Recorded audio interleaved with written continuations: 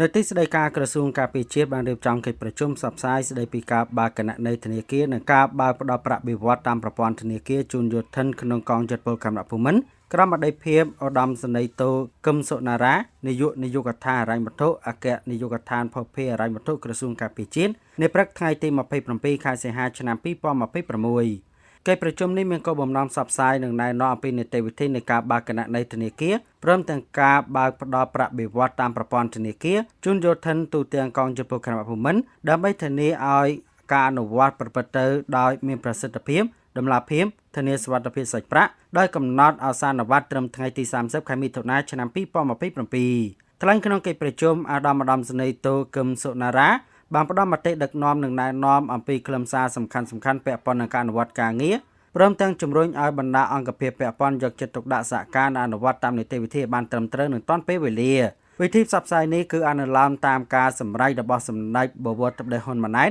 នាយករដ្ឋមន្ត្រីកម្ពុជានិងយោងតាមសេចក្តីណែនាំរបស់ក្រសួងការពារជាតិព្រមទាំងតម្រូវការចាំបាច់នាយកដ្ឋានហិរញ្ញវត្ថុបានរៀបចំកិច្ចប្រជុំផ្សព្វផ្សាយនេះដើម្បីឲ្យបណ្ដាកងឯកភាពជាពិសេសមន្ត្រីជំនាញហិរញ្ញវត្ថុយល់ជ្រាបច្បាស់អំពីនីតិវិធីងាយស្រួលក្នុងការអនុវត្តឧត្តមសេនីយ៍ត្រីវ៉ាន់ទូចនាយករងនាយកដ្ឋានហិរញ្ញវត្ថុបានធ្វើបទបង្ហាញស្ដីពីការបើកផ្តល់ប្រាក់បៀវត្សតាមប្រព័ន្ធធនាគារជូនយោធិនក្នុងកងយោធពលខេមរៈភូមិន្ទដោយបានផ្ដោតលើដំណើរការនិងនីតិវិធីសំខាន់ដែលត្រូវអនុវត្តពាក់ព័ន្ធនឹងការងារនេះបន្ទាប់ពីការធ្វើបទបង្ហាញតំណាងបណ្ដាអង្គភាពបានចូលរួមផ្ដល់មតិយោបល់លើកសំណួរនិងពិភាក្សាលើចំណុចពាក់ព័ន្ធនានាដើម្បីពង្រឹងការយល់ដឹងនិងធានាឲ្យការអនុវត្តការងារនៅតាមអង្គភាពនីមួយៗប្រព្រឹត្តទៅដោយរលូននិងមានប្រសិទ្ធភាពអាដាមសេនីយ៍តូកឹមសុណារ៉ាបានធ្វើការបូកសរុបលទ្ធផលនៃកិច្ចប្រជុំនិងផ្ដល់ការណែនាំបន្ថែមដល់បណ្ដាអង្គភាពពាក់ព័ន្ធឲ្យយកចិត្តទុកដាក់អនុវត្តតាមនីតិវិធីនិងខ្លឹមសារដែលបានផ្សព្វផ្សាយដើម្បីឲ្យការបើកគណនីធនាគារនិងការបើកផ្ដល់ប្រាក់បៀវត្សតាមប្រព័ន្ធធនាគារ